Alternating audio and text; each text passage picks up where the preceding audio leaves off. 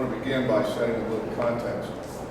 Approximately 6 months ago, in the heat of a political campaign in our nation, in our state received national attention when a couple of prosecutors, state prosecutors, were trotted out at a press conference by a political candidate to be flanked by a couple of sheriffs to announce that they were going to monitor political speech in our state in the midst of a political campaign. They were rightly called to task by that, by then Governor Blunt and many other folks, and as I said, earned national opprobrium for that unwarranted press conference that they had that had a chilling effect, and I believe was intended to have a chilling effect on Americans exercising their First Amendment freedoms. Late last week, with that as prologue, media outlets across our state broke the astonishing news about a report from the Missouri Information Analysis Center, or MIAC as it is called, entitled Modern Militia Movement. By title alone, one's imagination springs to life with images of commando renegades building outposts and stockpiling food in secluded wooded areas tucked away in mountainous terrain. And while this modern militia report did touch on such radical ideologies, as well it might have, it did so in footnote fashion as it pointed out Christians, anti-abortionists, and advocates for protecting our borders and supporters of certain political candidates as potential threats to the public safety. Now, let's be very clear. There are extremists, there are ultra-extremists in every group mentioned above, but not just in these groups.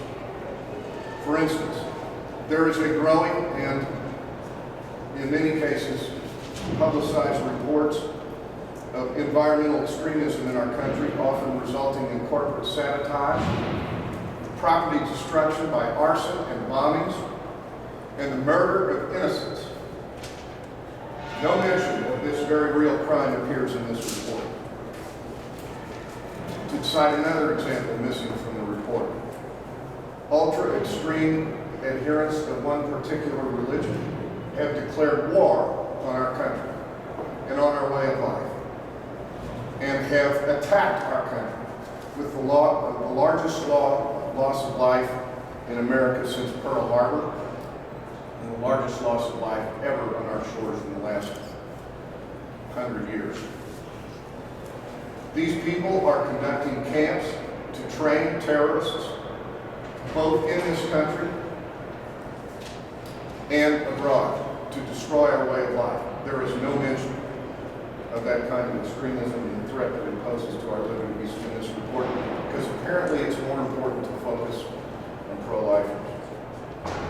Over the past few years, there have been increasing reports of terror contacts within Missouri, most notably at a trucking school in south central Missouri.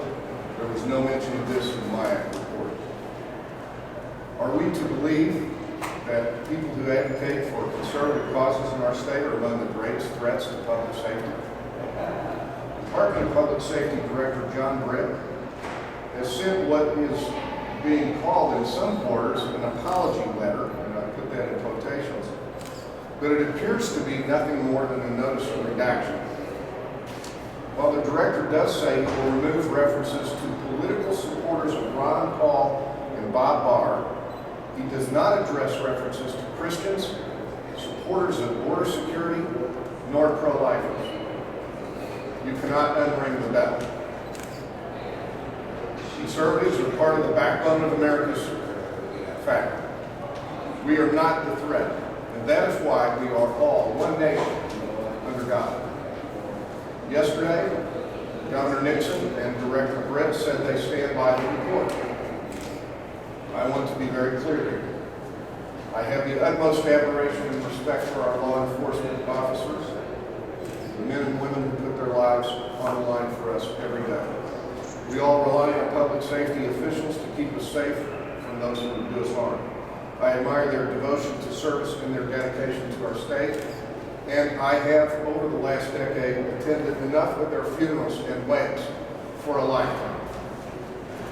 But under the guidance of the present director, who apparently must think it is Nixon's Secret Service, the Department of Public Safety has taken on a new and sinister role of political profiling in the nature of making terrorists out of citizens who want nothing more than to freely voice their opinion as guaranteed by our Constitution and Bill of Rights.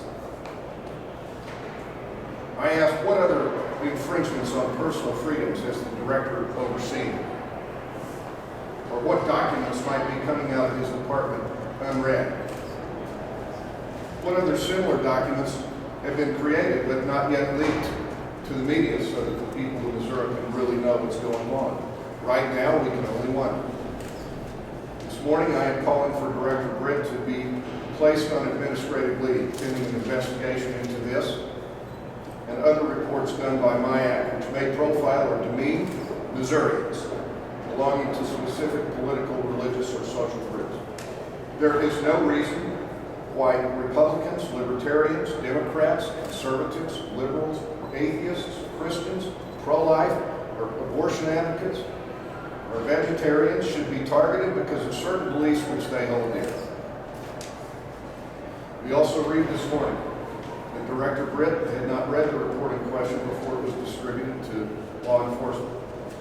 The director's failure to even read this report compounds my alarm over these broad-brush sweeping generalizations about many conservatives. It is my hope that Director Britt will be put on leave until these allegations of profiling can be fully investigated. I'm delighted to be joined by these members of the legislature, some of whom have been working on some of these issues for a long time, and I understand that in the budget process this afternoon, the House of Representatives will deal with an amendment or amendments on the floor that pertain to this. Missourians must know that we are keeping our state a safe place to live.